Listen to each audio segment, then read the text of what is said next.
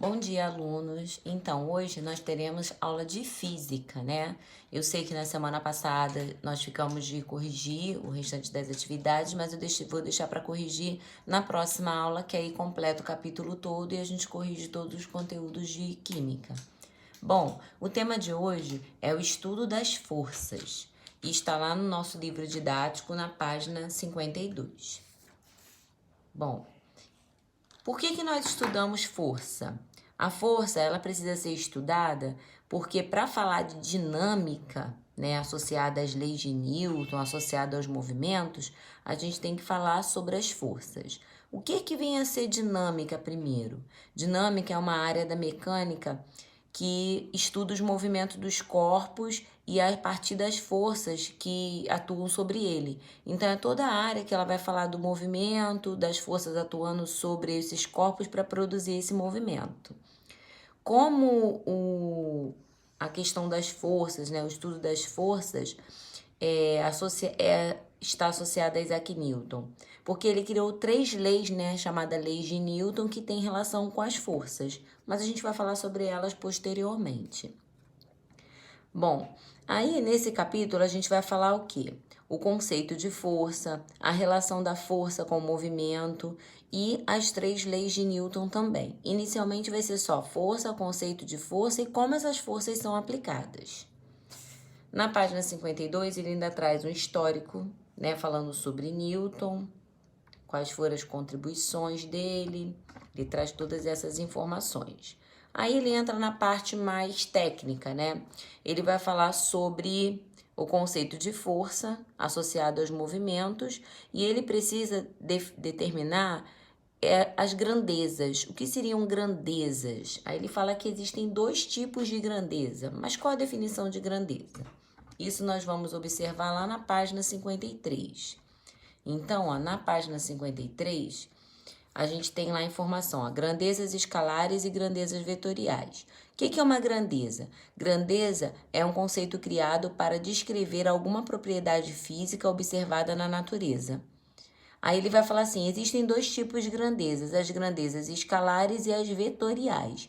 O que são grandezas escalares? São aquelas básicas que elas apresentam um número e uma unidade de medida. Por exemplo, uma grandeza escalar, a gente poderia citar aqui 12 quilômetros por hora. Seria uma grandeza escalar. 5 metros, grandezas escalares. O que é uma grandeza vetorial? Já as grandezas vetoriais são aquelas que ela tem um número, uma unidade de medida e um vetor. Por exemplo, eu posso dizer que 2 quilogramas e usar um vetor assim, ó. Vetor é essa setinha que ela indica a direção e o sentido. O que muda? Muda que ele dá a seguinte informação, que tem algo de 2 quilogramas se movendo de cima para baixo ou caindo. Então, ele me dá uma noção de direção e de sentido. Isso é uma grandeza vetorial. Isso é uma grandeza escalar. Bom, aí, nesse capítulo aí, na página 53 ainda, ele vai falar sobre esses conceitos de direção, de sentido, de sentidos opostos no mesmo sentido para tratar de força. Qual seria a definição de força? Eu até marquei aqui do lado, ó. Na mecânica, podemos caracterizar a força como um agente ou entidade capaz de deformar um corpo e alterar ou produzir um movimento. Então, a força empregada, ela pode danificar um corpo, ela pode produzir um movimento, ela pode alterar esse corpo, alterar a trajetória, tudo de acordo com a força empregada. Aí ele dá exemplos, ó. Uma pessoa empurrando uma caixa, produzindo movimento na caixa, por causa da força atuando sobre a caixa. E os veículos, né, na colisão, por que ele deforma? Por causa do movimento. E aí, quando esse movimento ele é cessado bruscamente, aí ele provoca uma deformação devido à força com que ele vinha se deslocando.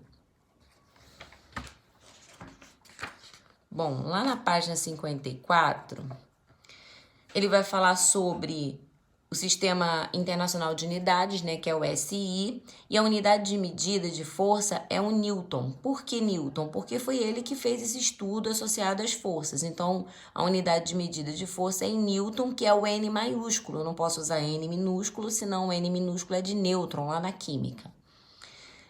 E o aparelho usado para medir as forças é o dinamômetro. É uma espécie de mola onde ele vai se distorcer e voltar à sua posição inicial com um gancho, muito parecido com aqueles forma de pesagem de feira, como se fosse uma mola para pesagem em feira. É basicamente parecido com aquilo. Bom, aí ele fala sobre os tipos de força. Essas aqui não é muito interessante para nós, mas aí vocês vão dar uma lidinha depois. Ele vai citar força de contato e força de campo, a definição delas, citando exemplo. O que é mais interessante para a gente? Saber que quando tem uma força empregada, a gente tem que levar em consideração também o atrito. Porque o atrito ele pode reduzir a intensidade da força. Ela vai, dependendo do atrito, o deslocamento vai ser menor ou maior. Então, se eu imaginar que eu estou empurrando uma caixa sobre um piso liso, uma superfície lisa com pouco atrito, o deslocamento dele vai ser mais rápido, mais longo. Se eu empregar a mesma força numa superfície que tenha, por exemplo, cimento grosso, aí ele vai se deslocar numa distância menor, porque o atrito vai impedir a intensidade total dessa força. É basicamente isso. Bom, aí, lá na 55, ele vai ainda falar sobre a resistência do ar, porque a gente usa termos de queda livre, que algo cai em queda livre. E, na verdade, é um termo fictício, porque tudo que cai, cai em atrito com o ar. A gente pode conferir isso quando a gente estiver falando de gravidade, quando algo cai. Quanto maior é esse objeto, por exemplo, uma folha de papel aberta e a mesma folha de papel amassada, a aberta ela vai demorar mais a cair, porque ela vai cair em camadas, porque ela tem que cortar o ar. Então, essa condição está associada à resistência do ar. Aí ele vai falar sobre força gravitacional e força-peso também, que é a força da gravidade que confere peso aos objetos. E o mais importante para a gente de hoje são as fórmulas, né?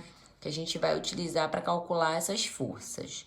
Aí chegamos na parte mesmo da física propriamente dita, né? Do 9º ano. Então ele fala assim, composição das forças.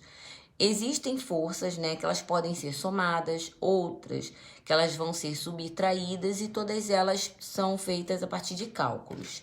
Aí ele fala assim, ó, se a gente olhar lá na página 56, ele fala assim, ó, as forças que são aplicadas em uma mesma direção recebem o nome de forças não concorrentes. Como assim mesma direção? Duas pessoas empurrando um carro. As duas pessoas estão empurrando o carro no mesmo sentido, né? Se essas duas pessoas estão empurrando o carro no mesmo sentido, as forças não estão concorrendo. Então, elas são forças não concorrentes. Então, vamos imaginar um valor para a força 1. Se essa pessoa aqui tem uma força de 50 newtons, né? Empurrando o carro, e a outra, pessoa 2, está empurrando o carro no mesmo sentido e tem uma força de 40 newtons, as duas forças serão somadas. Por isso que a fórmula é uma soma. Então, a força resultante é igual à força 1 mais a força 2, porque essas forças vão ser somadas. Mesmo aconteceria se eu tivesse 5 pessoas empurrando esse veículo. Eu ia colocar na fórmula, força resultante é igual F1 mais F2 mais F3 mais F4 mais F5. E aí eu descobri o valor em Newton. Bom, aí, forças não concorrentes. E aí ele traz alguns exemplos, né? Tem situações que vão acontecer em sentidos contrários, e aí a gente vai ter como se fosse equaçõezinhas para fazer, duas forças de um lado, uma do outro lado, aí a gente calcula as somas primeiro, depois subtrai. Então é mais da questão do raciocínio lógico, nada muito aprimorado. As forças concorrentes é a segunda fórmula que a gente vai falar. Nas forças concorrentes, são aquelas forças que não são aplicadas em uma mesma direção, mas são aplicadas em um mesmo ponto. Então, elas não seguem a mesma direção, mas elas surgem a partir de um mesmo ponto. Elas também recebem o nome de forças concorrentes ou angulares. Por que concorrente ou angulares? Porque elas vêm do mesmo ponto, mas depois elas passam a concorrer ou formar ângulos. Por exemplo, se eu imaginar um navio, deixa eu imaginar aqui um navio visto de cima, tá? Um desenho simbólico.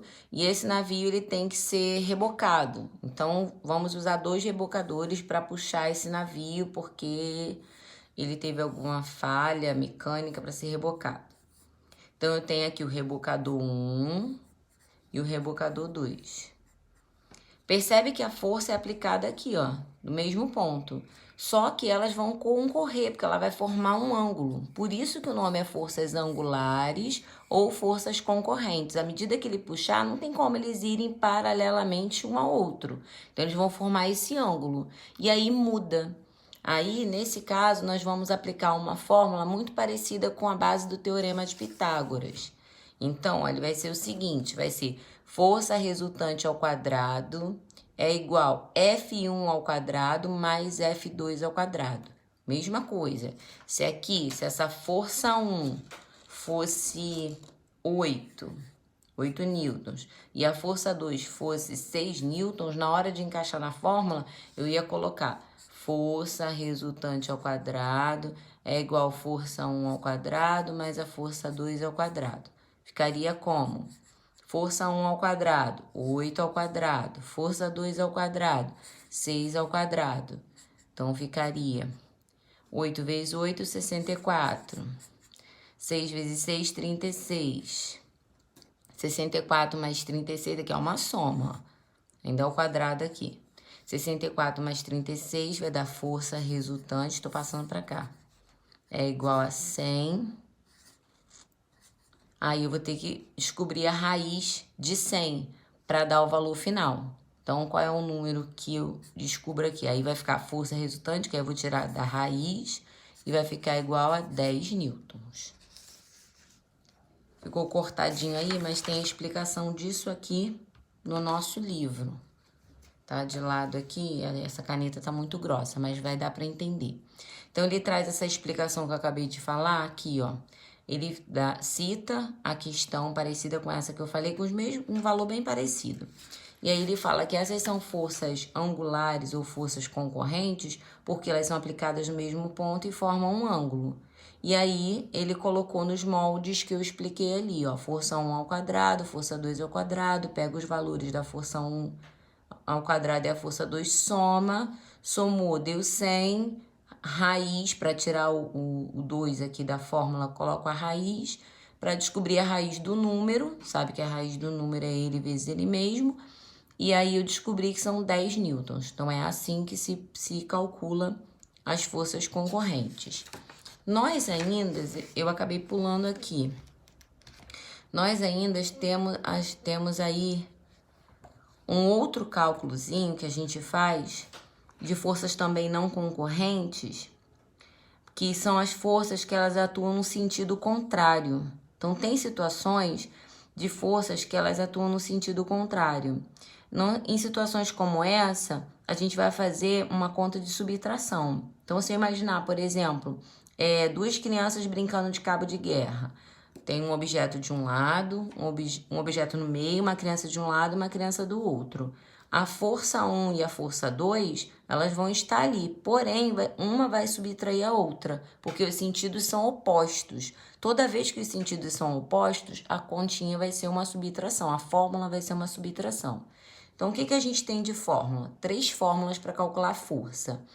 A fórmula de adição, que é para forças não concorrentes, a fórmula de subtração, quando as forças atuam em sentidos opostos, e a fórmula que é baseada no Teorema de Pitágoras, que se vocês puderem anotar aí no caderno, eu anotei aqui de lápis, que é a base do Teorema de Pitágoras, que é força ao quadrado é igual a F1 ao quadrado mais F2 ao quadrado, para poder fazer os cálculos. Como exemplo dessas que eu falei que é subtração, aqui ele também cita, ó, duas pessoas em sentidos opostos. F1 menos F2, vai ser sempre uma subtração. Bom, espero que vocês tenham entendido. Qualquer dúvida, registra a dúvida lá no blog. As orientações do cálculo também tem na página 58. Bons estudos!